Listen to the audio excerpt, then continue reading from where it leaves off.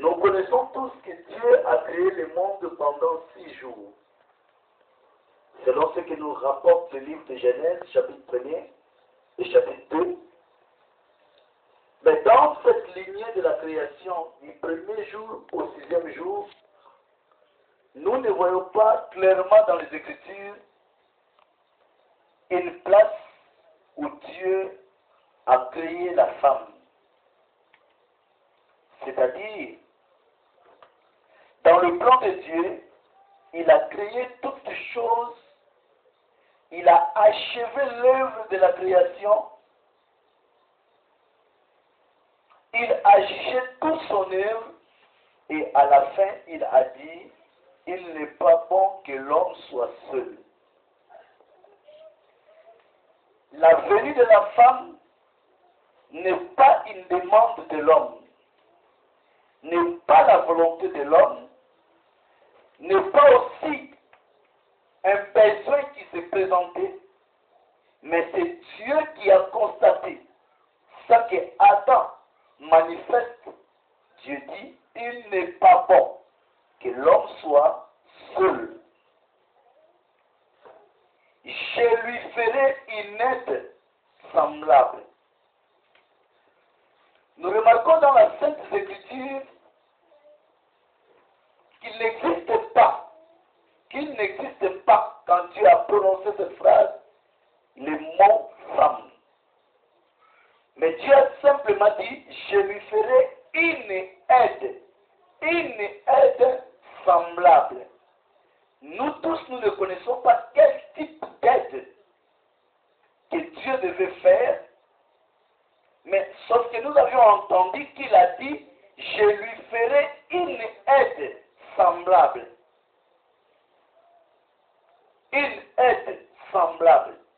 Donc, dans le plan de Dieu, la femme est une aide semblable à l'homme. Avant qu'on prêche l'émancipation de la femme, avant qu'on prêche l'égalité de l'homme et la femme, Dieu déjà dans son plan avait dit qu'elle est semblable à l'homme. Alors l'homme était semblable à Dieu. Alors si la femme est semblable à l'homme et que l'homme est semblable à Dieu, en d'autres termes, il n'y a pas de discrimination.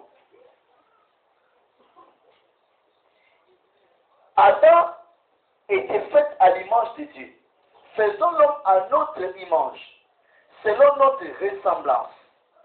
Le même Dieu a fini, il dit, je lui ferai une aide semblable. Alors cette aide semblable, c'était la femme. C'était la femme. Alors comment est-ce venue cette femme? La Bible dit, Dieu donna un profond sommeil à l'homme. Qui est cet homme? L'homme d'Adam. Pendant que Adam était dans un profond sommeil, Dieu a pris une de ses côtes. Il a couvert de la chair, il a formé la femme. Voilà Dieu amenant la femme vers l'homme. Et dès que l'homme s'est réveillé de son profond sommeil, l'homme a regardé la femme et il a dit, voici cette fois-ci, celle qui est chair de ma chair, os de mes os, on l'appellera femme. Si le mot femme existe aujourd'hui, c'est grâce à Adam. C'est Adam qui a dit, je lui ferai une aide semblable et on l'appellera femme. Pourquoi femme? Adam dit, parce que elle a été prise de l'homme. Donc nous avions deux définitions. Au sens de femme, chez Dieu, la femme égale aide semblable de l'homme. N'est-ce pas? Femme chez Adam, on l'appellera femme parce qu'elle a été prise de l'homme. C'est ce qui est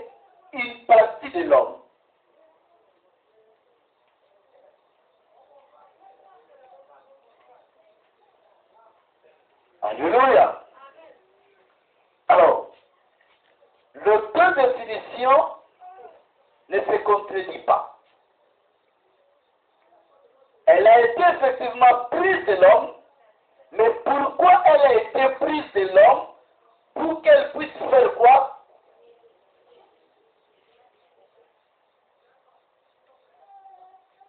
Elle a été prise de l'homme pour qu'elle puisse aider l'homme. La femme est une partie de l'homme, elle est créée, elle existe, Dieu l'a formée pour aider l'homme.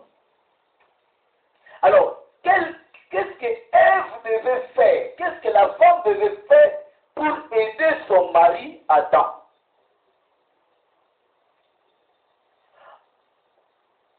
Adam était l'administrateur général du jardin d'Éden.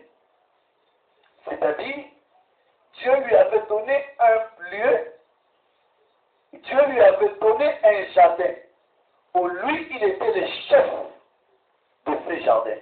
Alléluia. Alors, il avait une responsabilité de garder et de cultiver les jardins.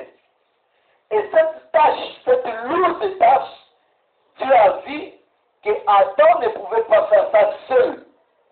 Il a fallu qu'il soit secondé, qu'il soit aidé par la femme. Alléluia. Voilà comment les choses ont commencé. Voilà l'origine de la femme. Dieu le plaça l'été dans ce jardin. Il vivait paisiblement. Il n'y avait ni problème. Il n'y avait ni souci. Il n'y avait ni difficulté. Mais qu'est-ce qui s'est passé? Au juste, qu'est-ce qui s'est passé? La Bible nous dit, un jour, la femme a mangé les fruits de l'arbre de fondé. Lorsqu'elle a mangé, elle a donné à son mari qui était auprès d'elle. Lui aussi, il a mangé et il a donné,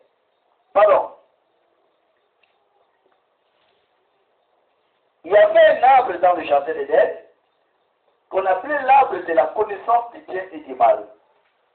C'était interdit formellement de manger les fruits de cet arbre. Alors cette parole, c'est Adam qui l'avait reçue, avant que la femme soit créée ou formée. Et lorsqu'il a reçu sa femme, il a instruit sa femme à ne pas manger les fruits de cet arbre défendu. Après l'avoir dit à sa femme, la femme s'est conformée. Mais un jour, la femme a mangé et elle a donné à son mari qui était auprès d'elle et le mari a mangé. C'est là où nous parlons de l'origine du péché, de la décadence, de la souffrance, du déclin, de tout ce qui est mal aujourd'hui sur cette terre, qui sont logés et la désobéissance de l'homme ou de la femme. Alors, la cause, c'était la désobéissance. Mais la désobéissance est passée par qui? Par Ève, par la femme. La femme était le centre des intérêts de Satan. La femme était le centre des intérêts de Dieu.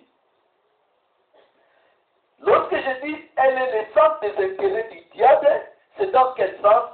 Pour que le diable puisse atteindre l'humanité de la manière qu'il agit aujourd'hui, il a fallu passer par la femme.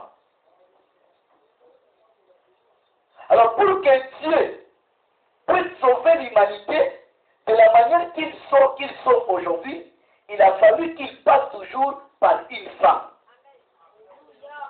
Je ne sais pas si vous comprenez.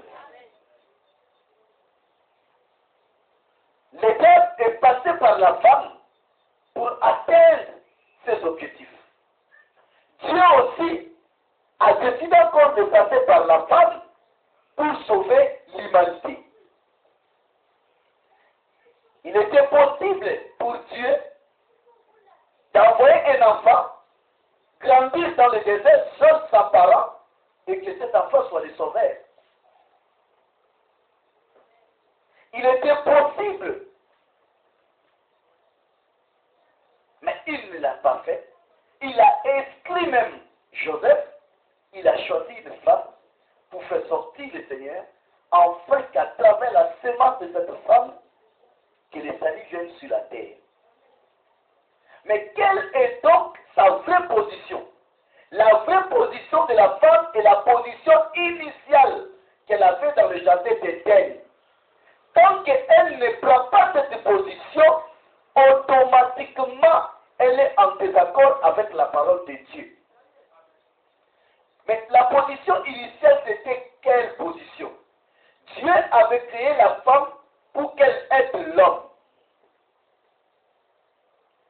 Aider pas à commettre le mal, mais aider à commettre la volonté de Dieu. Alors, quelle était la volonté de Dieu? La volonté de Dieu dans le jardin d'Éden, c'était prévu que la parole de Dieu vienne par l'homme et que l'homme prêche à la femme la parole.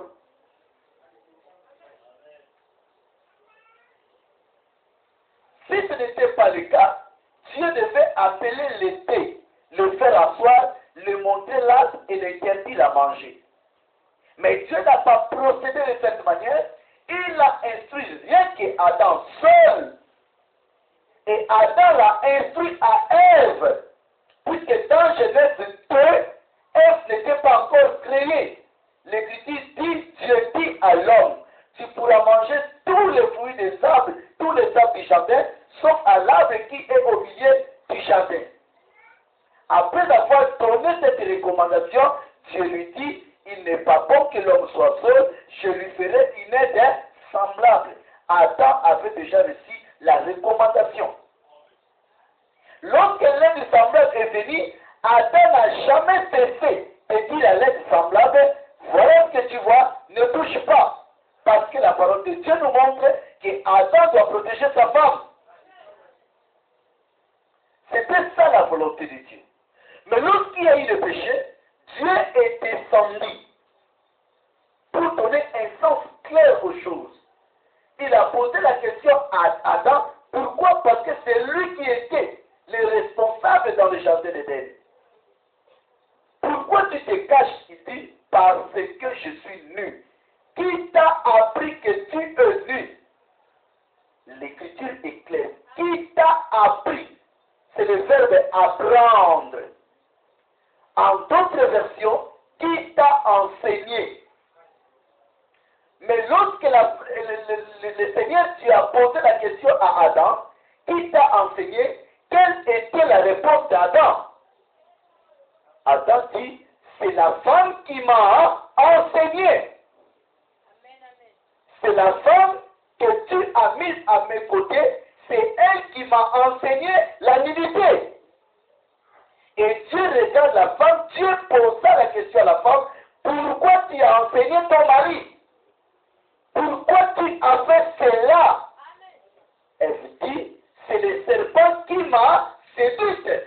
Dieu n'a plus posé la question au serpent, parce que Dieu savait que c'était le diable incarné.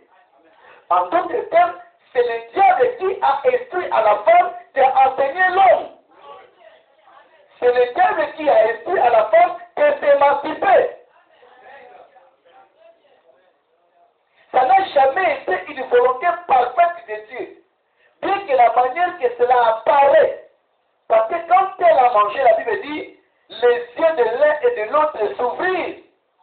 Quand elle a mangé, la Bible dit, Dieu a dit, ils sont devenus comme nous. Tout ce que le diable a fait, s'est accompli. Bien que la prophétie de Satan s'est accomplie, mais cela n'était pas dans la volonté de Dieu. Voilà, Dieu décide. Il dit au serpent, tu es maudit et je mettrai l'inimitié entre toi et la femme, entre ta postérité et sa postérité. Pourquoi Dieu n'a pas dit je mettrai l'inimitié entre toi et les hommes?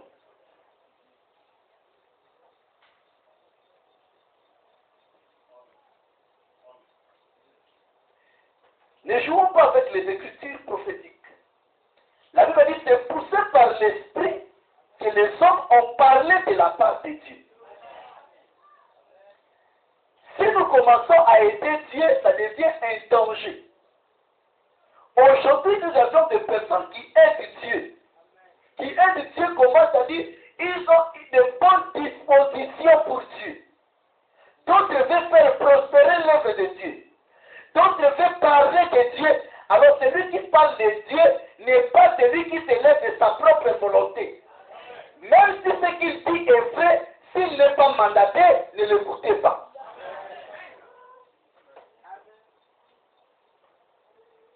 On a devant Dieu. Les principes de Dieu sont clairs. Nous l'avons vu dans la Bible, un homme au nom de Oussa. La Bible dit le roi David était devant en train de danser. Parce que l'arche de l'Éternel qui était aux mains des Philistins, pendant des années, Dieu a frappé les Philistins par les Moroïnes, ils ont rendu l'arche. Et l'arche devait quitter là où c'était, monter à Jérusalem. Le roi lui-même était dans la cortège. Le roi était devant en train de danser parce qu'il avait la joie du retour de l'arche. Mais pendant que le roi dansait, il y a eu un faux pas, ça touchait l'arche et l'arche devait failli tomber. Pendant que l'arche était l'Éternel en train de tomber, un homme qui était à côté, un soldat, brave soldat, a sauté, il a payé le prix de son corps pour défendre afin que l'arche ne tombe pas. Dès qu'il a attrapé l'arche, Dieu lui frappe à mort. Quand le roi David a vu cela, il déchira ses habits. David dit, Dieu était juste. Si on m'a rapporté cette histoire, je devais condamner Oussa. Je suis un témoin oculaire. J'ai vu comment l'arche devait tomber. J'ai vu les efforts que Oussa a fait pour empêcher que l'arche de l'Éternel tombe. Mais comment Dieu peut frapper Oussa? Il a frappé Oussa parce que Oussa voulait aider Dieu. L'Écriture dit, l'arche est toujours transportée par l'épaule des sacrificateurs. L'Écriture dit, c'est le sacrificateur qui a le droit de toucher l'arche. Alors, ils ont fait première erreur. Ils ont imité. Ils ont imité qui? Les Philistins. Qu'est-ce qui se passe? Les Philistins ne connaissent pas Dieu. Pour renvoyer l'arche, ils ont mis un char. Selon les instructions des magiciens, il les a dit, pour renvoyer l'arche de l'Éternel de Dieu d'Israël, mettez un char. Mettez le peu devant le char, vous mettez l'arche derrière, dans le char. Vous mettez maintenant les offrandes, vous mettez les sacrifices et les bœufs vont devant l'arche derrière. Voilà maintenant David aussi, après des années, pour ramener l'arche à Jérusalem, il achète un char neuf.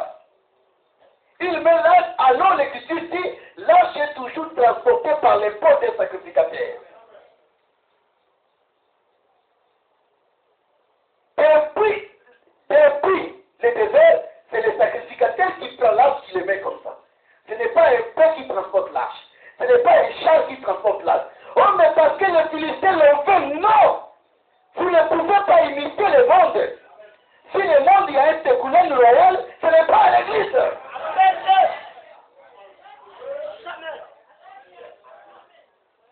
Si le monde, quelqu'un peut se battre et devenir président, ce n'est pas à l'église qu'on peut procurer un ministère.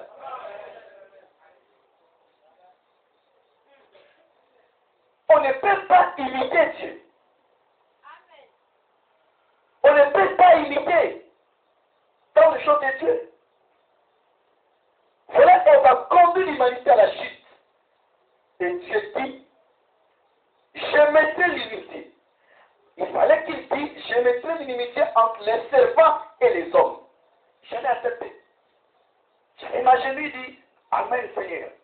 Mais il a dit, je mettrai l'inimitié entre les serpents et la femme. Pourquoi entre les serpents et la femme? C'est les deux qui sont à la cause de la destruction du monde. La preuve année, il a dit à Adam, puisque tu as écouté, voilà la punition. Puisque tu as écouté, ça ne fait pas. Même dans les tribulations, on te dit ça, sans bien qu'on t'a innocenté. Mais sauf que tu as quand même fait des erreurs. Il a dit, puisque tu as écouté la voix de ta femme. En vrai, tu es loin de l'acte. Mais le mal que tu as fait, tu l'as tellement approuvé. Il a dit, pas toi Adam, le sol sera maudit à cause de toi.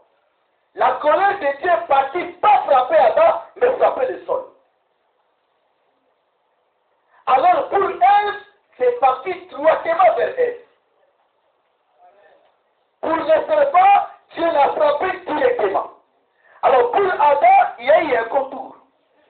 Il a frappé le sol, il dit, le sol sera maudit à cause de toi. Pas toi, mais le sol.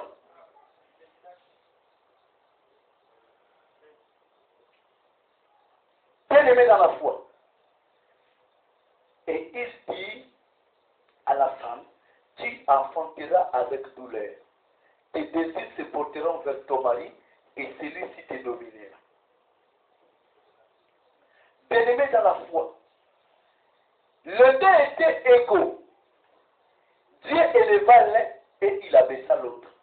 Il a employé le seul mot que toutes les femmes n'aiment pas entendre, c'est dominer. Amen.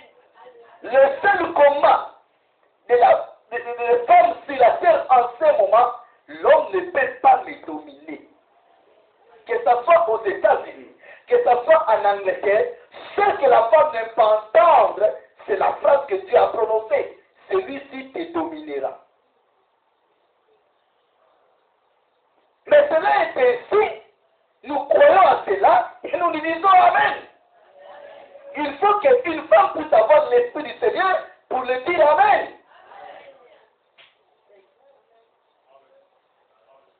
Je ne sais pas si vous comprenez.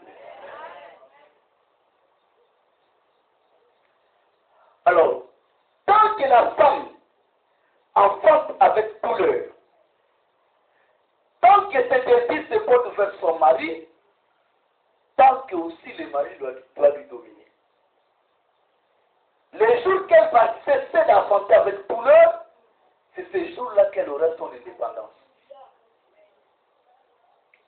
Je ne sais pas si vous comprenez. Alors, est-ce qu'il s'agit de marginalisation de la femme? Est-ce qu'il s'agit de menaces, de déranger ou de parler mal de la femme? Loin de là. C'est que Dieu, dans sa pensée, il fait que chaque chose reste à sa position initiale. La nature obéit à la loi de Dieu. Quelle loi? La loi depuis le commencement. On a dit au soleil de se lever le matin et de se coucher le soir. On a dit à la mer, peu importe la manière qu'il vit avec les flots, peu importe la manière qu'il vit avec la colère, on a fixé ses limites. Il arrive quelque part, il doit s'arrêter là. La mer peut venir avec des vagues. Quand il arrive au lieu où on l'a dit, il s'arrête. Alors, si la nature obéit à la loi de Dieu, autrement, l'homme qui était au centre de diriger la nature doit retourner aux lois primitives.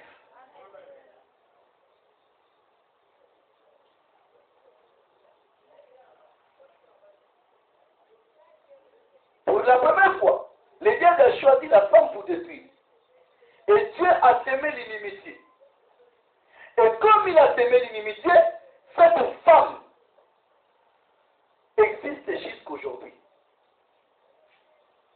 Cet homme qui avait autorisé cette femme d'enseigner Adam, cet homme est racheté. Selon 1 Corinthiens 15, 45, nous allons lire. 1 Corinthiens chapitre 15, 45.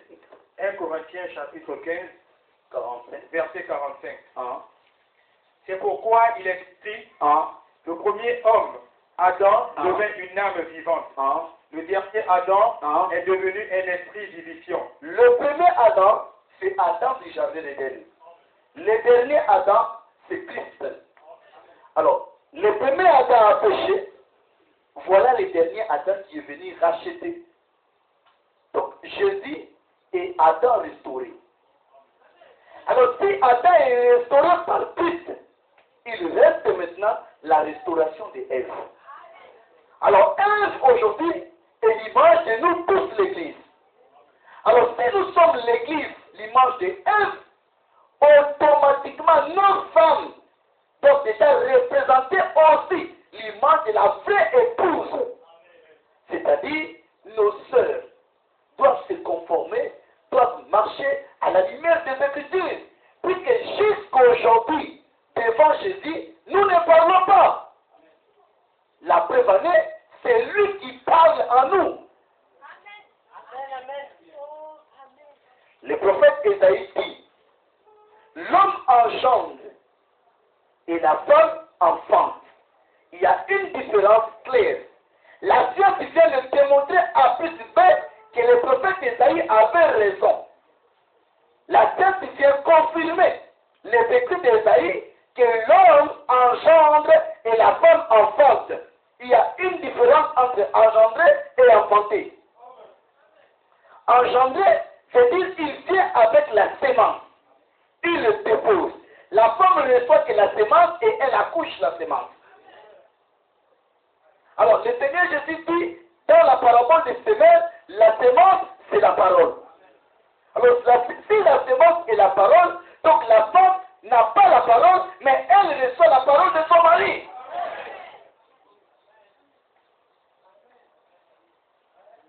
Je ne sais pas si vous comprenez. Paul est parti plus loin disant, la nature n'enseigne-t-elle pas? Si nous refusons de croire à la parole, croyons au moins quand même à la nature. Si la science nous démontre automatiquement que la femme enfante et l'homme engendre, acceptons au moins que la sémence est la parole. Alors, quelle est la position claire?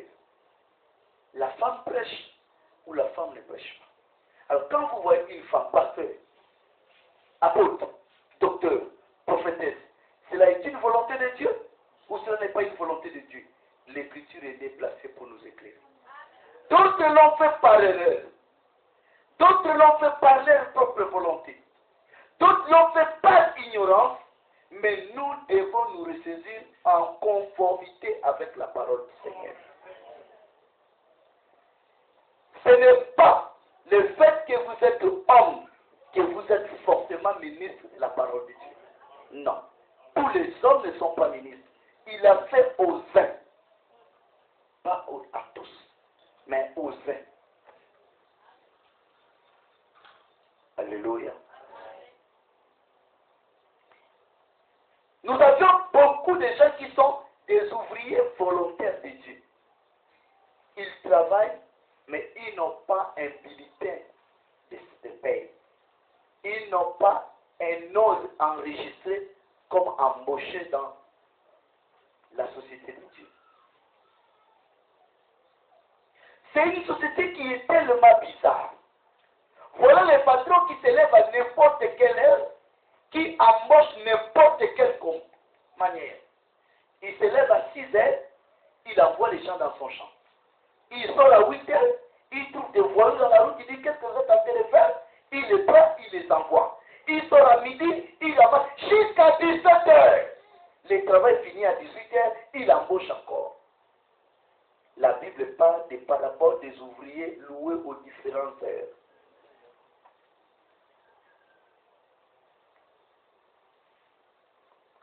Personne n'est venu lui cogner la porte pour travailler chez lui. Personne n'a déposé par sa volonté. Comme aujourd'hui, quelqu'un qui aime beaucoup le royaume, il ouvre une église. Le danger que nous avions, c'est ça, qui fait en sorte que nous avons beaucoup de dérapage. La Bible dit, il ne faut pas qu'il puisse avoir parmi vous un grand nombre de personnes qui enseignent. Pourquoi? Parce que vous serez jugés sévèrement. Dans d'autres versions de la Bible, vous serez jugés doublement. Vous serez jugés doublement pourquoi? Vous serez jugés par rapport à votre vie et vous serez jugés par rapport à votre enseignement. Alléluia. La Bible dit, beaucoup en ces jours diront, n'avons-nous pas prêché à ton nom? N'avons-nous pas prêché à ton nom? Il dira ouvertement, je ne vous ai jamais connu. Mais ils ont prêché Mais Jésus leur dira, je ne vous ai jamais connu. Mais ces gens-là sortent d'où? Pourquoi je ne vous ai jamais connu? Bien-aimés dans la foi, c'est simple. Parce qu'eux-mêmes se sont levés pour prêcher au nom de Jésus. Nous ne prêchons pas Jésus parce qu'on veut prêcher Jésus. C'est parce que Jésus nous a imposé de prêcher son nom. Paul dit, la nécessité m'impose. Il a besoin un peu de libre, de laisser ça. Mais ça lui impose toujours. Ce n'est pas une volonté des personnes qui se lèvent. On va se retrouver dans la maison de Sœur Intel. Bon, attrapons-nous des mains. Papa, bon, soyons concentrés, le Saint-Esprit va venir. Vous allez vous concentrer pendant 1000 ans, il ne viendra pas. Si cette union n'est pas de la volonté de Dieu. Mais vous n'avez même pas besoin d'être dans la maison d'une sœur. Si l'appel arrive, les temps de Dieu arrivent, vous n'allez pas forcer et vous n'allez pas aussi refuser. Parce que dans la parabole, il a dit, contrez-les d'entrée. Contrer veut dire, s'ils refusent, imposez-les. Il dit, allez-y dans le carrefour. Tout le monde que vous allez trouver, prenez-les, amenez-les dans la salle ici. Et contrez-les. Le petit dit, contrez-les. Non, c'est comme ça. C'est-à-dire, vous allez remarquer, c'est pourquoi la Bible dit, celui que Dieu l'appelle, il équipe. Il équipe pourquoi? Parce que quand il fait fuir, c'est Dieu lui-même qui est tenté de lui traiter pour lui ramener au droit chemin. La femme a-t-elle un ministère? L'écriture est claire, non. Mais pourquoi nous avons des femmes pasteurs? Pourquoi nous avons des femmes docteurs, prophètes, évangélistes, présidents de la République, ministres, juges? Tout cela n'est que l'œuvre du diable. L'objectif principal, c'est contredire la parole de Dieu. Qu'est-ce que Satan cache derrière la femme? Qu'est-ce que Satan veut derrière la femme? Nous commençons par l'Église et nous finirons par le monde. 1 Corinthiens 14,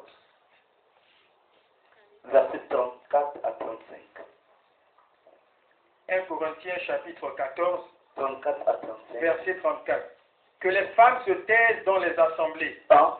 car il ne leur est pas permis d'y parler, Hein? mais qu'elles soient soumises selon que le dit aussi la loi. Hein?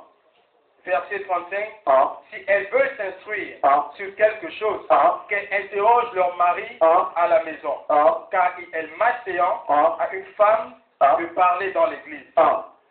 Est-ce de vous que la parole de Dieu est sortie, Hein? ou est-ce à vous seul qu'elle est parvenue? Hein? Si quelqu'un croit être prophète Hein? ou inspiré, Hein? qu'il reconnaisse Hein? que ce que je vous écris Hein? est un commandement du Seigneur. Hein?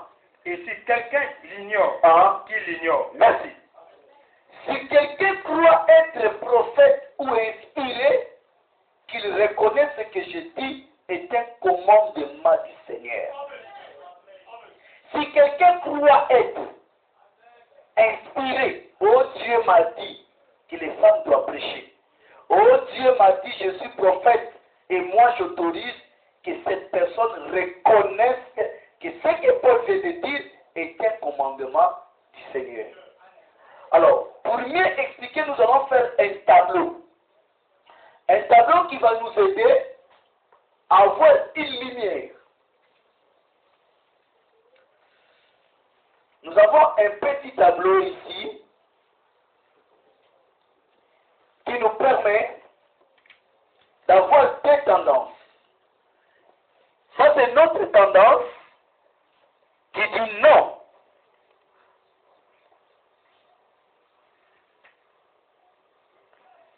Ça, c'est notre tendance qui dit non. Ça, c'est l'autre tendance qui dit quoi? Et ils disent oui, la femme peut prêcher. Nous, nous disons non. Alors, l'écriture est mieux placée pour nous donner la lumière. Nous ne connaissons pas qui a raison et qui a tort. La Bible dit toute affaire publique se règle sur la déposition de 2 ou 3 témoins. Quand il y a une affaire dans la Bible, une confusion, contradiction, il faut chercher 2 ou 3 témoignages pour donner un sens à ce que tu dis. C'est-à-dire quoi? Lorsque quelqu'un dit la dîme est d'actualité, ou la dîme n'est pas d'actualité, il faut 2 ou 3 passages publics qui viennent confirmer ce qu'il dit. Celui qui dit que c'est d'actualité doit avoir 2 ou 3 passages. Celui qui dit que ce n'est pas d'actualité doit avoir au moins 2 ou 3 passages. Un seul passage biblique, un seul témoin ne suffit pas pour régler une affaire dans la Bible. Je prends l'exemple. Il y a une seule place dans la Bible où Jésus a pris la boue. Il a mélangé avec de la salive. Il a appliqué aux yeux de l'aveugle et il a dit à l'aveugle, va te laver aux piscines de Siloé. Alors si un pasteur a fait de le faire aujourd'hui, il crache. Il mélange avec la boue. Il applique aux yeux de l'aveugle. Il dit, va te laver dans quelle rivière? Il est en abomination. Mais si vous le dites qu'il est en abomination, il va vous montrer. Voilà, Jésus l'avait fait ici. Alors, vous allez lui poser la question, montrez-nous une autre place que Jésus a fait la même chose. Quand il y a un seul témoin, donc ne faites pas de cet acte une doctrine. Est-ce que vous comprenez? Si Jésus l'avait fait, c'était par inspiration. Alors si ça était une doctrine, donc c'est symbolique. Ça peut arriver, quelqu'un prend l'eau, il prie pour ça, il te donne des yeux guéris. Mais si à chaque émission, il demande aux gens de prendre un verre d'eau et de le poser au-dessus de leur télévision, ce n'est pas de Dieu. Pourquoi? Parce qu'il fait de cela une doctrine. C'est possible que quelqu'un prenne du sel, même le foufou, même le pain de manioc, il prie pour ça, pour te guérir. Mais s'il fait de cela une doctrine, c'est là où c'est bien mauvais. La foi peut être soutenue par quelque chose. Mais si ça devient une doctrine, c'est un danger. Nous allons maintenant faire un tableau. On nous pose la question, vous qui dites non, que la femme ne prêche pas, quels sont vos 3 arguments ou 3 témoins? Nous avons lu le premier témoin, c'est quoi? 1 Corinthiens chapitre 14, verset 34 à 35 ou 38. Ok. Deuxième témoin,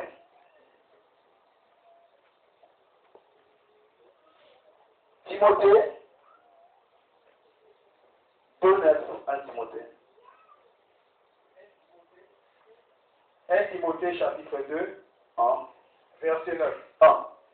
Je veux aussi que les femmes, vêtues d'une manière décente, avec pudeur et modestie, ne se parent ni de tresses, ni d'or, ni de perles, ni d'habits somptueux, mais qu'elles se parent de bonnes œuvres, comme il convient à des femmes qui font profession de servir Dieu.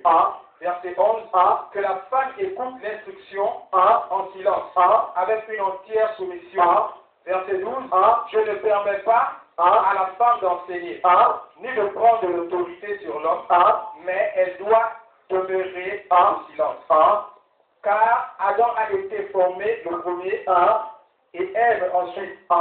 Et ce n'est pas Adam qui a été séduit, c'est la femme qui séduite est rendue coupable de transgression. Elle sera néanmoins sauvée en devenant mère. Merci. 1 Timothée chapitre 2, verset 9 à 12.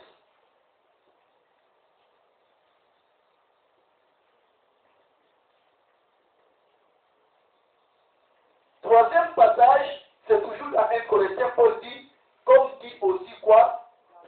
La loi.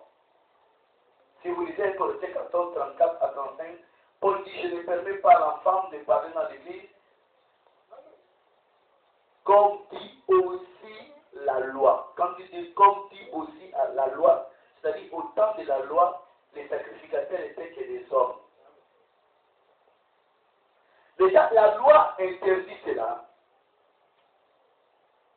verset 1. Un Corinthien l'interdit à l'église et Timothée a reçu des recommandations de Paul que je ne permets pas à la femme d'enseigner. Maintenant, nous posons la question à nos frères qui sont de l'autre côté. Pourquoi vous autorisez les femmes de devenir pasteur, docteur, prophétesse et toutes ces choses-là? Et ils disent, lisez Actes, chapitre 2, verset 17. Qui peut lire? Actes chapitre 2, 1. verset 17. 1. Il était parmi nous. 1. Non, Actes chapitre 2, verset 17. 1. Dans les derniers jours, Dans le dernier jour, dit Dieu, Dieu, je répandrai de mon esprit je répandrai de mon esprit sur toute chair. sur toute chair. Vos fils Vos fils et vos filles et vos filles prophétiseront. prophétiseront. Vos jeunes gens Vos jeunes gens auront des visions. auront de visions. Et vos vieillards Et vos vieillards auront des songes. auront de songes. Puis, Ah, sur mes serviteurs puis sur mes serviteurs et sur mes servants. et sur mes servants. Dans ces jours-là, Dans ces jours-là, je répandrai de mon esprit. je répandrai de mon esprit. Amen. Dans ce passage, on dit vos fils et qui? Vos filles. Oui. Pour eux, la femme prêche parce que la Bible dit au dernier jour, dit Dieu, je répandrai de mon esprit sur toute chair. Il n'a pas dit chez les hommes. Il dit sur toute chair. Vos fils et vos filles prophétiseront. Sur mes serviteurs et sur mes... Ils ont raison. C'est l'argument. Nous l'avons lu. Deuxième point, il dit qu'il y a eu plusieurs femmes prophétesses dans la Bible. Telles que Marie, telles que Déborah, telles que Hulda, telles que Anne. Le troisième argument, c'est la femme qui a découvert pour la première fois Jésus est ressuscité et c'est elle qui a annoncé la résurrection.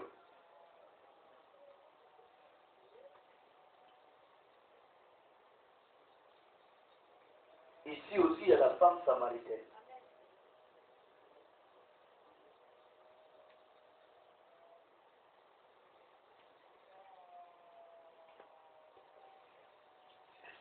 Alléluia. Le débat devient totalement équilibré. Et ça risque de perturber beaucoup. Pourquoi? Parce que si nous donnons nos raisons, selon ce que dit un Corinthien, selon ce que dit Timothée, selon ce que dit la loi, vous allez rencontrer aussi dans la route d'autres personnes qui vont vous dire ça. Votre pasteur il vous ment. Regardez, vos fils et vos filles feront quoi? Sur mes serviteurs et sur quoi? Oui. Tu diras, oui, tu as raison. Il te dira, bon, bien, ouvre la Bible, lis ici, Marie la prophétesse. Lis ici, Anne la prophétesse. Lis ici, Hulda la prophétesse. Déborah la prophétesse. Lis encore ici, la femme samaritaine. Il te dira encore, regarde, ce sont les femmes, sont les premiers disciples même qui ont annoncé la résurrection de Christ. La femme est partie à la tombe et il dit avec précision, les hommes ont fui. C'est la femme qui est partie découverte et c'est elle que Jésus a dit, allez-y dire. Elle a pris la nouvelle et elle a annoncé. Voilà, la femme peut prêcher. Cela va s'aimer une confusion en toi. Alors quand une personne n'a pas une position dans une doctrine, il fait ce qu'on appelle compromis. Et Dieu déteste cela. Soit tu es chaud, soit tu es froid. C'est un risque de dire que la femme prêche, alors si Dieu l'interdit. C'est un risque de dire que la femme ne prêche pas, si Dieu l'autorise, tout tombe sur toi. Vous imaginez, si Dieu autorise à la femme d'avoir un ministère, et pendant ce temps vous êtes dans la salle, en train de dire que la femme ne peut pas prêcher, et que vous mourrez, et que vous avez un don, et que vous avez un ministère, tout tombe sur qui?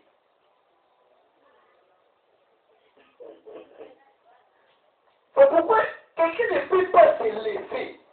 Commencer une église, il ne connaît ni la dispensation d'Apocalypse, ni Millennium, ni le couple, ni rien. Et les gens sont en train d'acclamer et disent, nous sommes dans une église. C'est-à-dire, il est avantagé qu'un criminel vous met un couteau. Un politicien vous tue. Parce que là, Jésus dit, n'ayez pas peur. Et il tue le corps. Il n'a aucun pouvoir sur l'âme.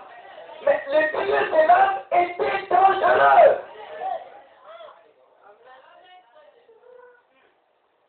C'est-à-dire, il n'a pas la paix de Dieu. Il ne connaît rien des plans ni de Dieu, ni de Daniel, ni des prophètes, ni d'Apocalypse. Mais il ouvre une église, il achète des tam-tams, des instruments. Les gens sont là en train de l'encourager, il dit, nous mettons nos moyens. Nous allons prier, nous allons danser, nous allons faire ceci. C'est plus qu'un crime. C'est plus qu'un crime. Je vous donne l'exemple, je dis, moi-même là où je suis ici. Vous imaginez que Dieu, pour lui, il a autorisé à la femme de pécher. Et que dans la salle, nous avons des femmes qui ont des ministères. Et que moi, j'ai dit, la femme ne prêche pas. Ces gens croient et étouffent leurs dons. Demain après demain, ils meurent sans un jour parler de Dieu devant le peuple. C'est le sang de toutes ces personnes. La Bible parle des sentinelles, donc c'est tout. C'est pourquoi la Bible dit, il ne faut pas que quelqu'un s'élève pour enseigner. Il a dit cela juste simplement par rapport à sa vie et par rapport à son enseignement. Parce que là, nous sommes en train de faire une guerre dans les Écritures. Nous prenons Paul pour contredire Luc. Parce que c'est Luc qui a écrit le livre des Actes. C'est Paul qui a écrit Corinthe. Mais nous les mettons dans une guerre. Alors, ils tous étaient animés du même esprit. Et tous ils seront là au jour du jugement.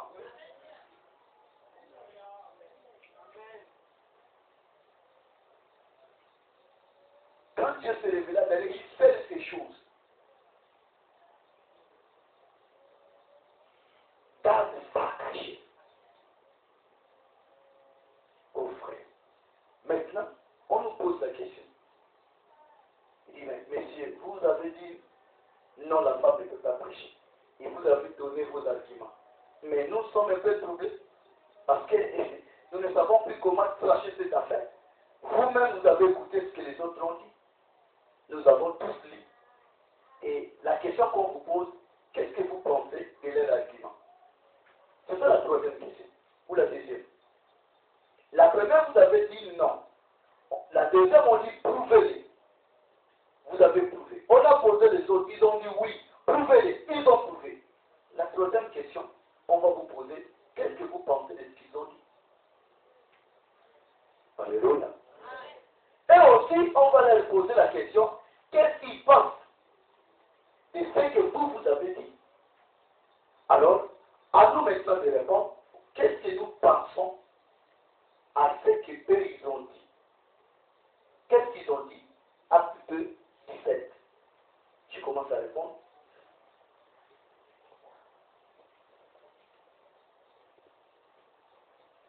C'est Joël qui l'a dit.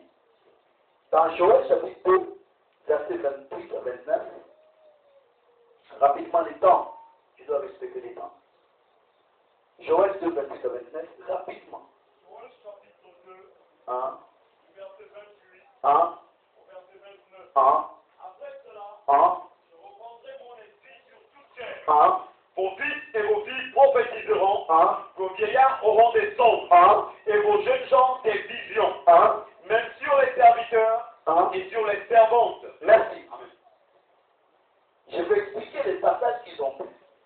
C'est qu'ils ont interprété. Il y a une différence entre l'interprétation et la révélation. Toute interprétation entraîne l'homme à la mort, sauf la révélation qui donne le vie. Tout le monde peut lire la Bible et donner son interprétation. Pourquoi? Avec l'intelligence de l'école. Je peux vous dire, Jésus a marché sur les eaux. Il dit, si tu vois l'eau de la mer, Jésus était là en train de marcher. Je peux vous dire, l'Esprit de Dieu s'est mouvé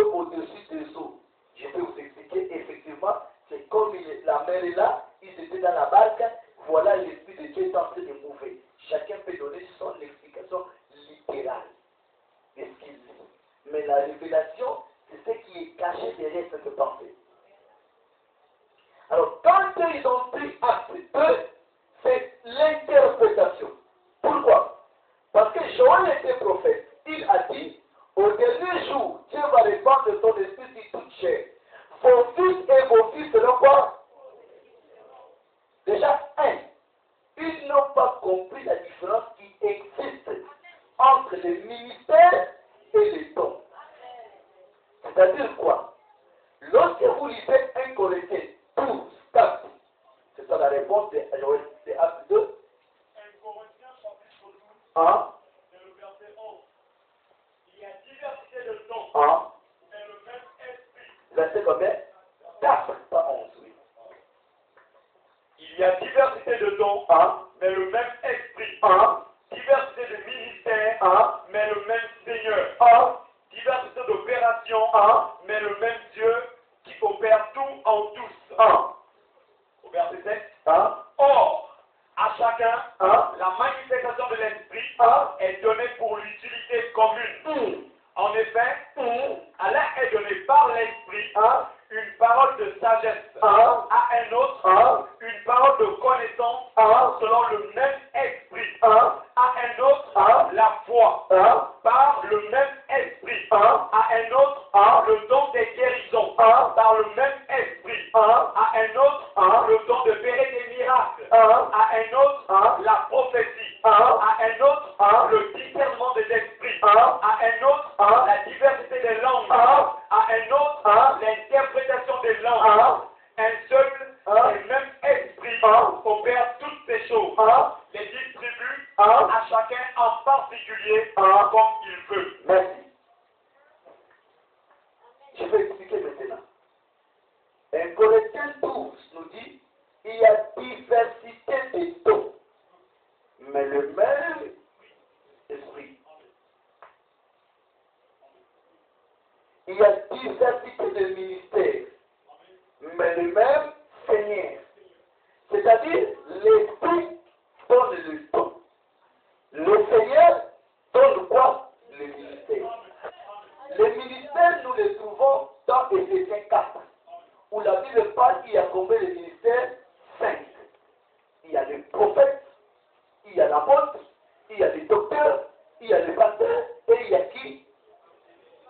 Il y a combien de ministères? 5. Ces ministères sont donnés par qui? Alors, le don est donné par quoi?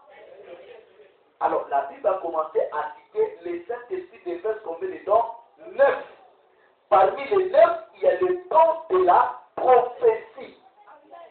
Alors, le Saint-Esprit ou le don spirituel ne connaît ni homme ni femme.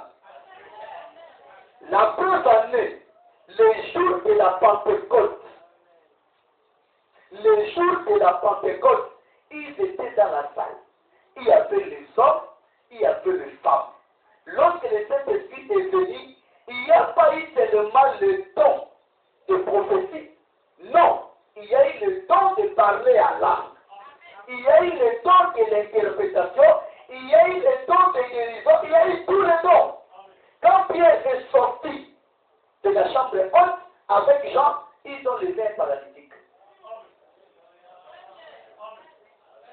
Que ce soit une femme, si une femme sortait de la chambre haute, elle était capable d'enlever le talis. Pourquoi? Parce qu'elle avait reçu le don. C'est pourquoi la Bible dit, vos filles et vos fils prophétiseront. On n'a pas dit vos filles et vos fils prêcheront. Prophétiseront. C'est-à-dire qu'ils vont prophétiser. Prophétie est un don spirituel qui est dans 1 Corinthiens 12, verset 4 à 11. C'est un don de l'esprit, comme le don de guérison, le don d'opérer les miracles, le don de la foi, le don de diversité de l'âme ou le don de l'interprétation de l'âme. Au total, il y a 9. Pour nous prouver encore qu'ils ont tort et qu'ils ont fait l'erreur, vous allez remarquer que les apôtres n'étaient pas apôtres le jour de la Pentecôte. Ils étaient apôtres avant la Pentecôte. Amen. Nous allons prendre les Écritures des livres. Hein? Oui. Oui.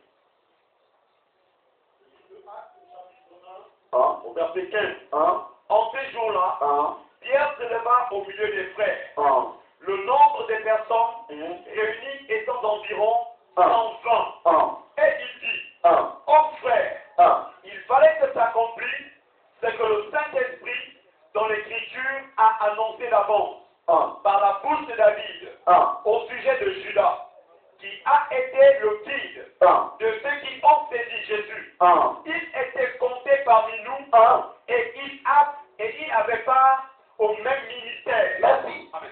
Judas était compté parmi eux. Pour faire combien? Merci. Il avait part au même quoi? Pas au même temps. Judas n'a jamais été à la chambre haute. Judas n'avait jamais reçu le Saint-Esprit. Mais il avait le même part de ministère. Et quel était ce ministère? Verset 24. Verset 25 plutôt. Verset 25. Hein?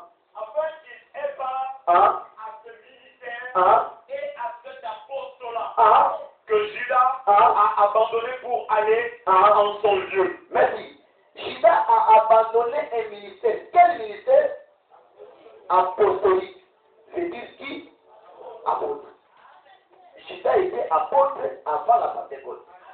Pierre était apôtre avant la Pentecôte. Matthieu était apôtre avant la Pentecôte. Thomas était apôtre avant la Pentecôte. Ici, il n'y a pas encore eu Pentecôte. Il a fallu remplacer Judas. Mais pour remplacer Judas, ils étaient tous là avec les femmes. Prends le verset 14 des Actes 1. Au verset 14. 1,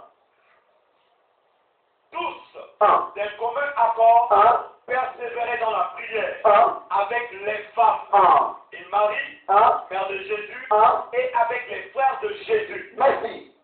Tous étaient là. Il y avait le femme, il y avait même la femme qui était réputée parmi toutes les femmes, celle qui a mis le Seigneur au monde. Marie, mère de Jésus. Mais pour remplacer Judas, on n'a pas choisi Marie. Bon, si aujourd'hui nous voulons parler de la modernisation ou de la mondialisation, alors il y a 11, il y a 12, un est parti. Le 11 resté, c'est les hommes. Vous voulez seulement prendre un, remplacer la place de Judas, et ils ont demandé, dit, la personne en question doit être une personne qui a accompagné Jésus depuis Galilée, du début du ministère jusqu'à sa mort. Alors la seule personne qui était là témoin, c'était sa mère. La seule personne qui était là témoin depuis Galilée, c'est les femmes. Mais quand ils ont choisi Matthias, à aucun passage de l'évangile, nous avions vu Matthias. Alors, depuis la Galilée, c'était la femme. Jusqu'à la résurrection, c'était la femme. Pourquoi ne pas prendre une femme à la place de Judas?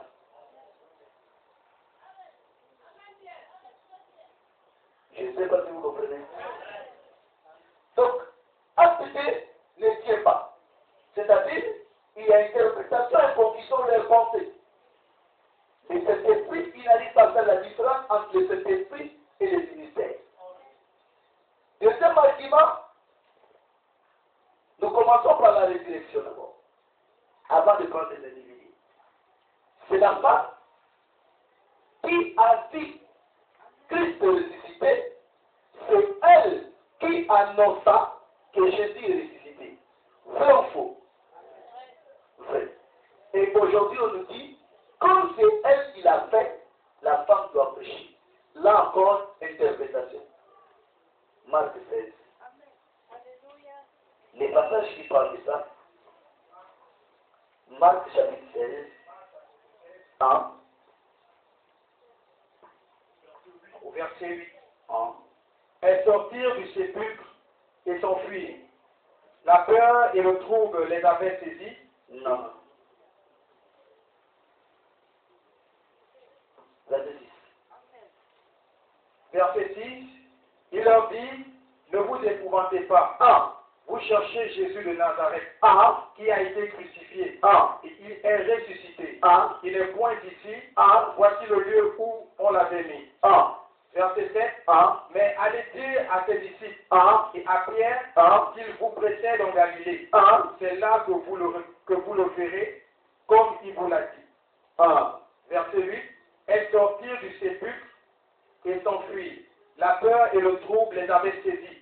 Et elles ne dirent rien à personne à cause de leur effroi. Jésus étant ressuscité le matin du premier jour de la semaine, apparut d'abord à Marie de Magdala, de laquelle il avait chassé 7 démons. Elle alla emporter la nouvelle à ceux qui avaient été avec lui et qui s'affligeaient et pleuraient. Quand ils entendirent qu'il vivait et qu'elle l'avait vu, ils ne le crurent point. Après cela, il apparut sous une autre forme à 2 d'entre eux qui étaient en chemin pour aller à la campagne. Ils revinrent l'annoncer aux autres qui ne le crurent pas non plus. Merci. Nous allons doucement. Jésus apparut aux femmes. Jésus apparut à Marie Magdala. Et qu'est-ce qu'il dit aux femmes? Au verset 7. Allez dire à ses disciples et à Pierre qu'il vous précède en Galilée. C'est là que vous le verrez, comme il vous l'a dit. Merci. Ce n'était même pas Jésus, c'était un ange. Je ne sais pas si vous comprenez. C'est une précision d'abord. C'était un ange. Il n'était jamais établi un ministre. Qui les a parlé, qui les a dit. Allez-y dire à ses disciples, pas mes disciples, allez-y dire à ses disciples, à Pierre personnellement, que je leur précède en Galilée. Ce n'est pas dit allez-y dire au monde ou allez-y prêcher. Il dit je leur précède en Galilée comme je les avais déjà dit. Il les avait dit qu'après ma mort, je vais vous précéder en Galilée. Maintenant, les femmes sont venues dire non, allez-y dire à mes frères que je leur précède où en Galilée. Le message était clair et bien net. Ce n'est pas aller prêcher. Les femmes ont fait leur travail. Aucune femme est partie commencer à annoncer la résurrection aux gens. Ils sont partis rien que chez le Fils et chez Pierre. Elles ont dit cela à Pierre et aux Fils. Ils n'ont pas cru. Pierre lui-même s'est levé, aller à la tombe. Thomas dit c'est faux. Montrez-moi un passage où le Seigneur, où l'ange a dit aux femmes, allez-y prêcher. Maintenant, nous voyons maintenant clairement au verset 11 que se dit la Bible. C'est 11. La 14. Verset 14. Enfin, voilà. Il apparut au 11. Quand on dit enfin, c'est pour mettre clair. Et enfin, il apparut Au 11. Pendant qu'il était à table, et il leur reprocha de leur incrédulité et la dureté de leur cœur, parce qu'ils n'avaient pas cru ceux qu'il avait vu ressusciter. Parce qu'ils n'avaient pas cru ceux qu'il avait dit. Comment? Ressusciter. C'était les femmes, n'est-ce pas? Il les reprocha. Pourquoi les femmes vous ont dit que je suis ressuscité et que vous ne croyez pas? Maintenant, après, Verset 15. Puis il leur dit. Il dit à qui? Il était combien? Il y avait une femme à l'intérieur. Merci. Verset 15. Puis il leur dit. Allez par tout le monde et prêchez la bonne nouvelle à toute la création. Là, c'est lui-même. C'est le patron lui-même qui parle. Et il s'adresse qu'aux 11. Aucune femme est à l'intérieur. C'est le patron lui-même qui parle.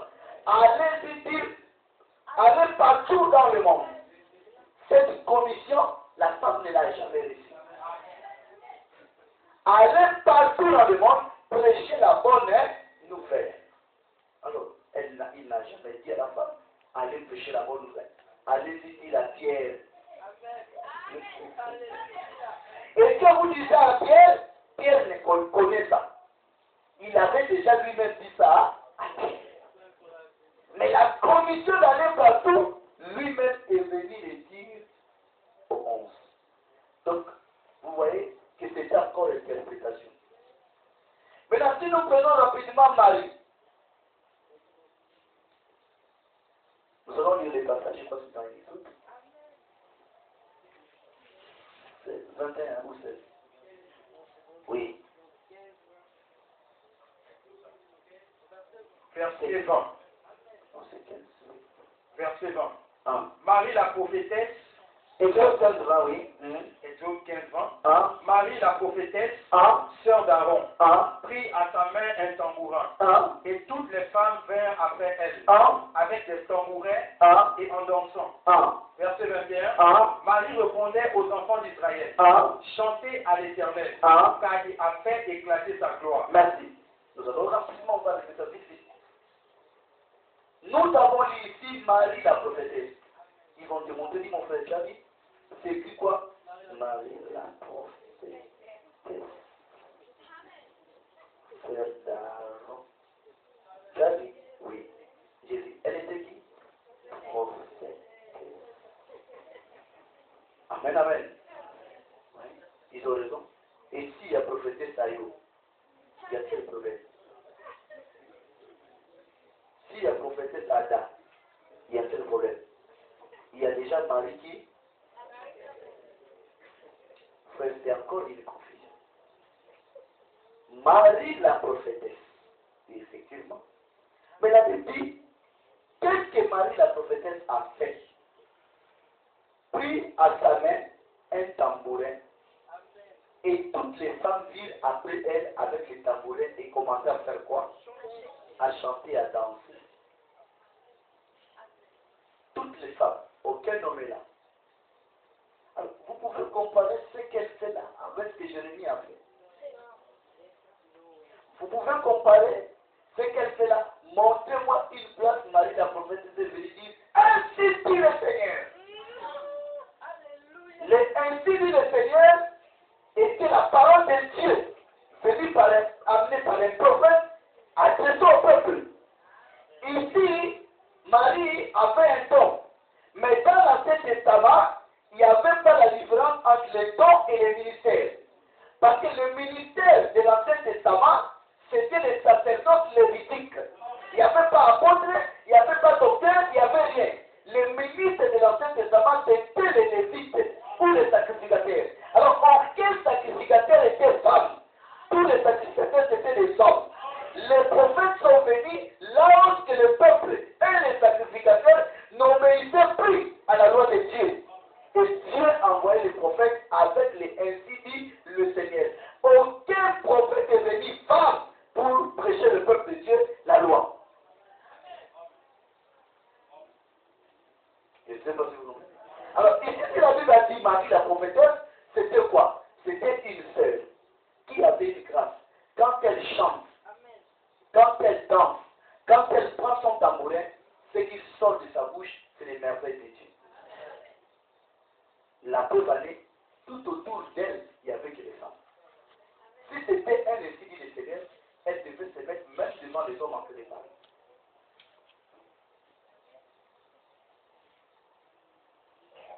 Déborah, la prophétesse, juge.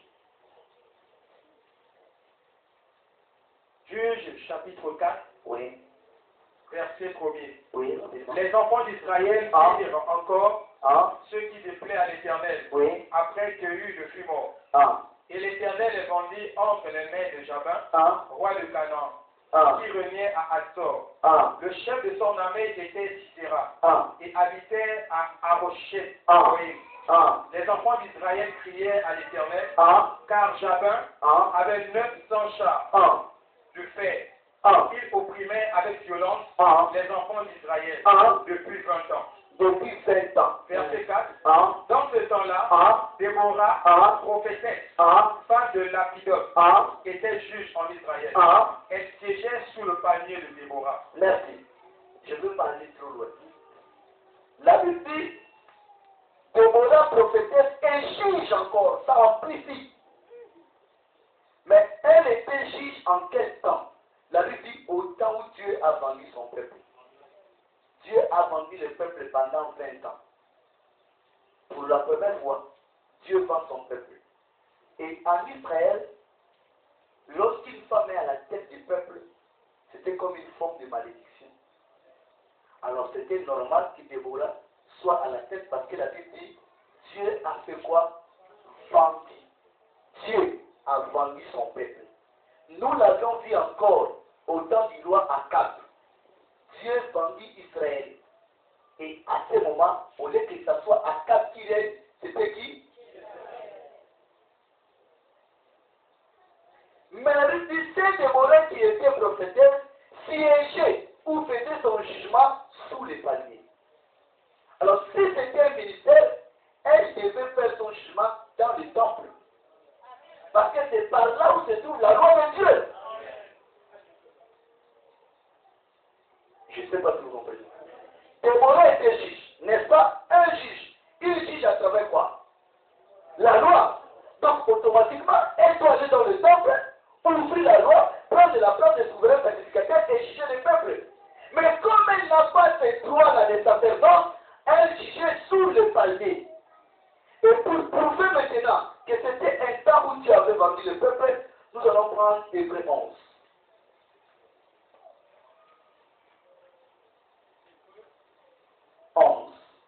Chapitre 11, Hein? verset 32. Oui.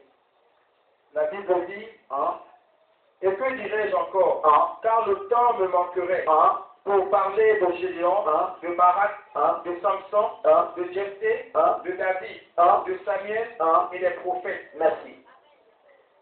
Ici, ils ont commencé à citer les juges qui ont servi Dieu. Ils ont commencé à citer le premier, ils ont cité ici Gédéon. Effectivement, est-ce qu'il était juge? Ils ont cité Barak, Samson, Jephthé. Est-ce que Barak était juge? Est-ce que Samson était juge? Est-ce que Jephthé était juge? Mais pourquoi le nom de Déborah ne figure pas ici parmi les juges? Et de Barak qui n'était pas juge, pourquoi son nom est figuré ici? Bien-aimé, Barak n'était pas juge, était un simple militaire. Mais au temps où Déborah était juge, quand il y avait la guerre, le combat, c'est Barak qui allait devant. Alors lorsqu'on commence à énumérer le juge, à la place de Déborah, on a mis Barak. Il n'a jamais été juge. Mais ici dans l'écriture, il représente Déborah. Pourquoi? Parce que cette tâche était confiée à la femme à un temps déterminé. Un peuple était vendu par Dieu. Anne la prophétesse, Luc 2. Rapidement, on va finir ça. Luc 2. Luc chapitre 2, verset 36. Ah. Il y avait aussi une prophétesse Anne, fille de Phanuel, de la tribu d'Azer. Elle était fort avancée en âge et elle avait vécu 7 ans avec son mari depuis sa virginité. Verset 37. Restée veuve et âgée de 84 ans, elle ne quittait pas le temple et elle servait Dieu nuit et jour dans le jeûne et dans la prière. Étant survenue, Merci. Descends. Étant survenue, elle aussi, à cette même heure, elle louait Dieu et elle parlait de Jésus à tous ceux qui attendaient la délivrance de Jérusalem. Merci. Anne la prophétesse était des tribus d'Aser. Déjà, le seul tribu qui s'occupait des sacerdotes, ce n'était pas les tribus d'Aser, mais c'était les tribus de quoi? Merci. Amen. Mais Anne n'était pas lévite, elle était des tribus d'Aser. Elle était dans le temple, elle servait Dieu dans le jeûne et quoi? Elle était servante, la Bible le connaît, et prophétesse, mais dans le jeûne et prière. Mais pourquoi on l'appelle prophétesse? Étant dans le jeûne et dans la prière, elle a reçu un message. Quel est ce le message. Israël entendait la délivrance, mais elle a reçu que le libérateur est venu. Quand elle jeûne, elle prie, elle commence à louer, l'esprit lui saisit. Au même moment, Jésus n'était pas encore né. Le même esprit a saisi Siméon. Le même esprit a saisi Anne. Pendant que les gens venaient dans le temple pour adorer Dieu, elle, saisie par l'esprit, poste de prêcher, elle parlait qu'il y a un Messie qui doit naître. Le Messie est déjà né. Vous allez le voir, toujours en Israël. L'esprit du Seigneur était sur lui. Elle a commencé à annoncer. Alléluia. Mais ce n'était pas un ministère. La femme samaritaine, Jean 4.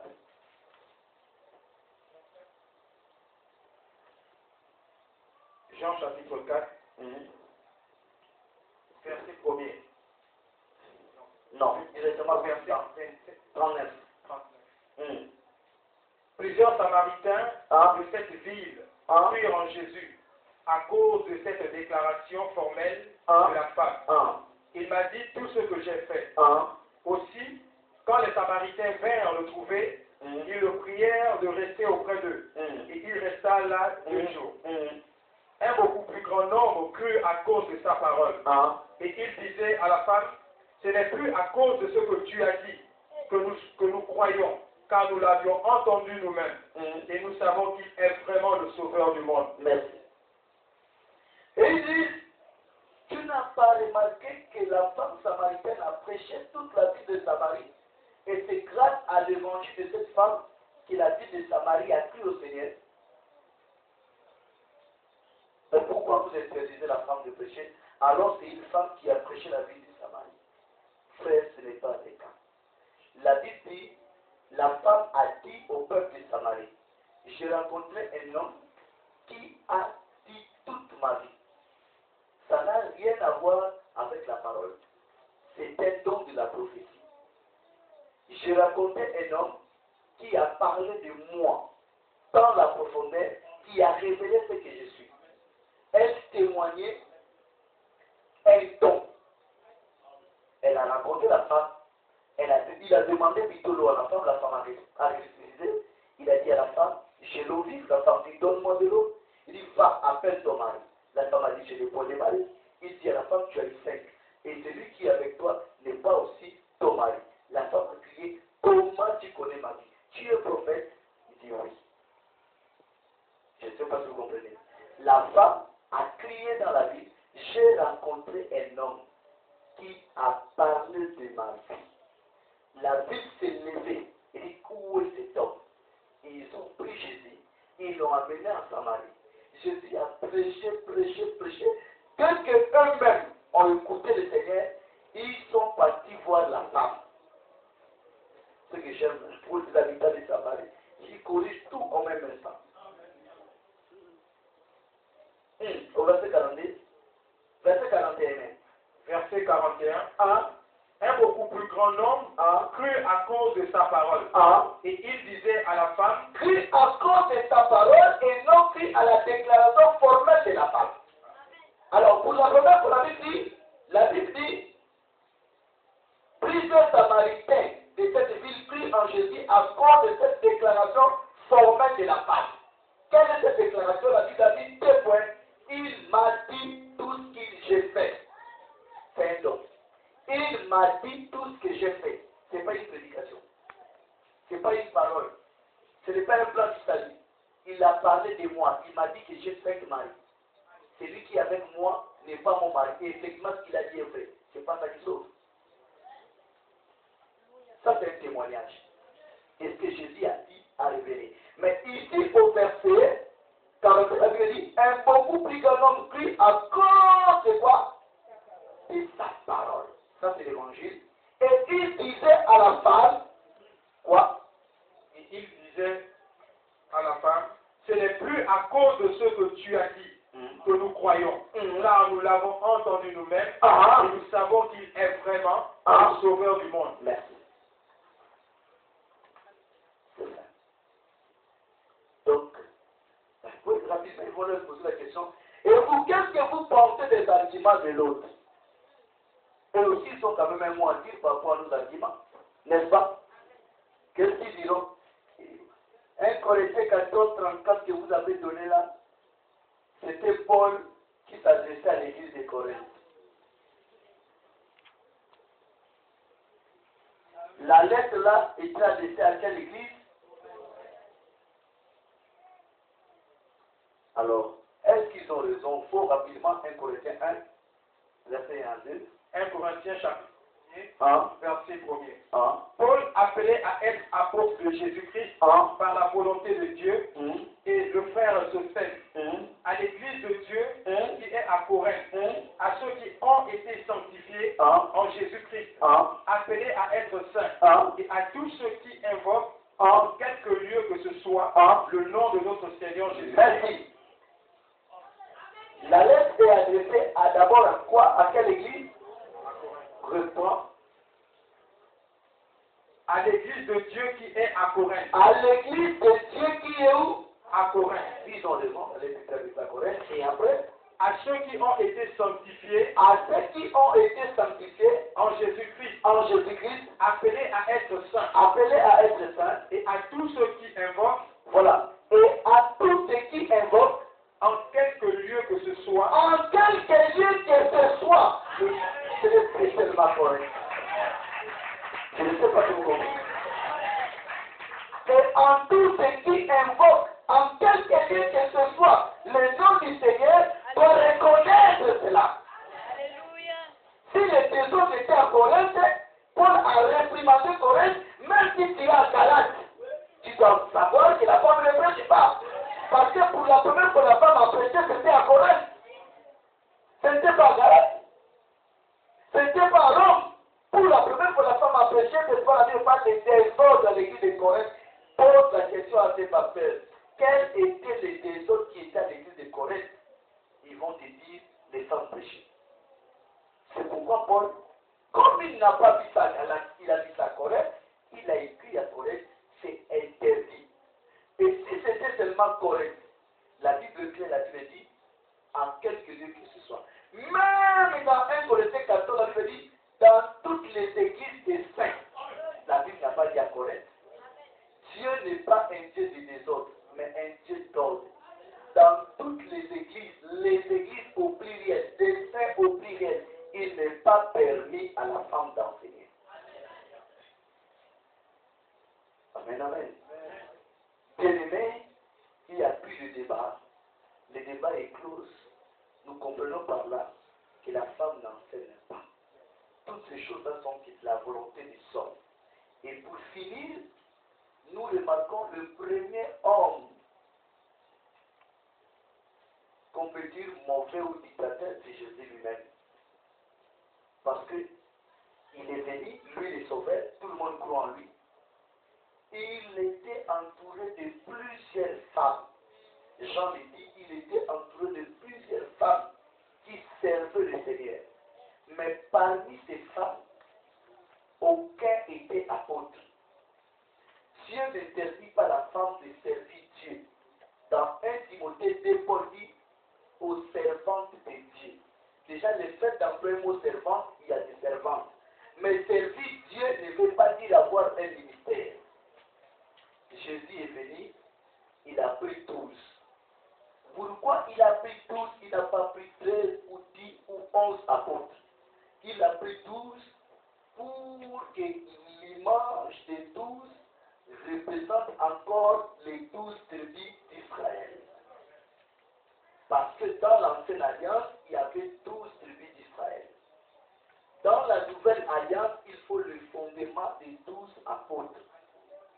Alors, si vous regardez dans l'ancienne alliance, où il y avait 12 tribus d'Israël, vous allez remarquer que Jacob n'avait pas 12 enfants. Jacob avait 13. Au ciel, on connaît que Jacob a eu 13. Parmi les 13, il y avait une fille au nom de Dina. Avant que Jacob quitte chez Laban, il a fallu qu'il puisse avoir 12 enfants. Il avait 12 chez Laban. Et parmi les 12, il y avait une fille. Quand ils sont sortis, c'est là où Rachel était enceinte de Benjamin. Rachel a accouché au chemin de Rama.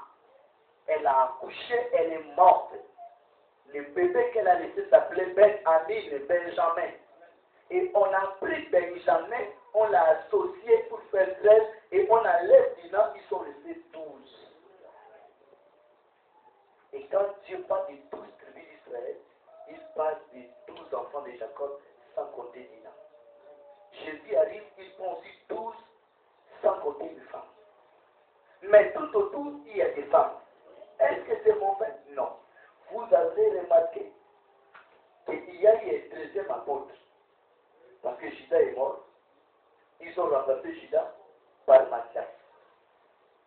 Ils ont fait 12. Mais quelqu'un qui n'était pas avec le Seigneur, qui n'était pas quand on a remplacé, qui le fait, oui, nous l'appelons aussi apôtre, c'est Paul. Alors, vous remarquez bien, quand Paul est rentré, on n'a plus vu Matthias. Il est venu s'associer. Et le nombre doit rester toujours 12. Et si vous regardez bien, Paul était des tribus de Benjamin. Ici encore complété. Comme Benjamin, qui vient se mettre à sa place. Lui, le 13e enfant. Bien aimé, l'écriture doit se collaborer. La parole de Dieu ne peut pas se collaborer. Voilà.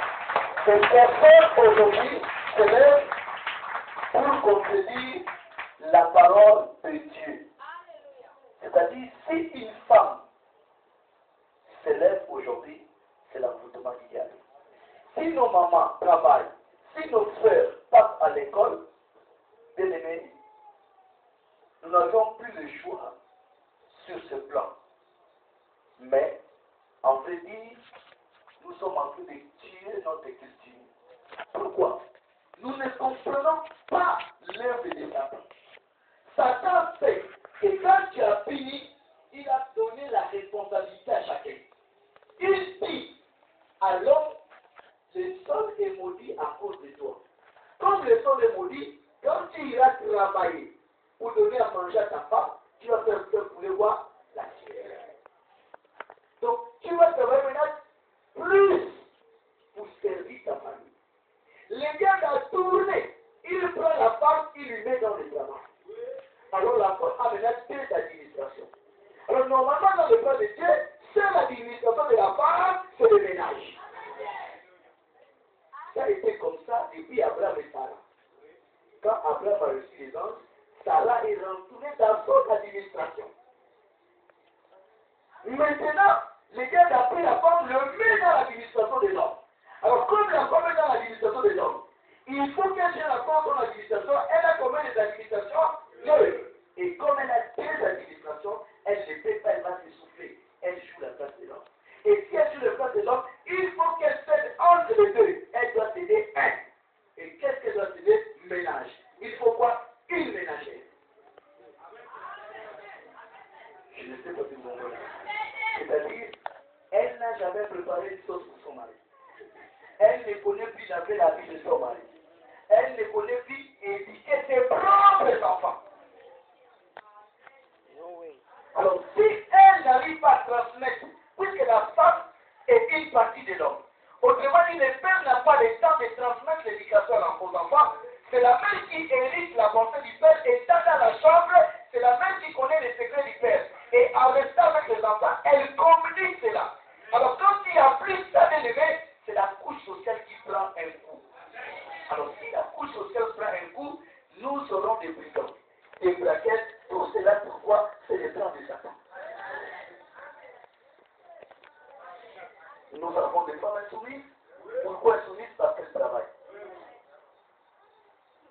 Regardez quand une femme commence à s'occuper elle-même, automatiquement, elle ne peut plus respecter l'homme. Parce que si elle a cette domination, parce qu'elle voit le travail que l'homme fait pour lui, ou pour elle, la main qui donne, c'est la main qui commande. Tous les jours, tu es à la maison comme une reine, on fait tout pour toi. On te donne de l'argent, on s'occupe de ta beauté, on fait tout pour toi. Cette personne, tu lui dois du respect. Alors, quelqu'un qui ne fait rien pour toi, et que toi-même tu travailles pour avoir quelque chose, et à la fin du mois, vous mélangez même, et vous distribuez la tâche, automatiquement, il n'a rien à dire. Je ne sais pas si vous comprenez.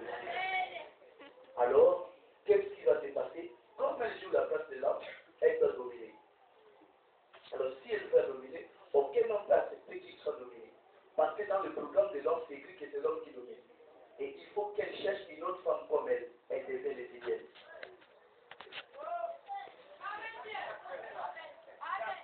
C'est pourquoi vous voyez la majorité des grandes dames sont des lesbiennes. Pourquoi? Parce qu'il faut qu'elle domine. Alors elle va dominer qui? Si elle est présidente, son mari est peut-être directeur quelque part, voilà, elle a un poste en haut.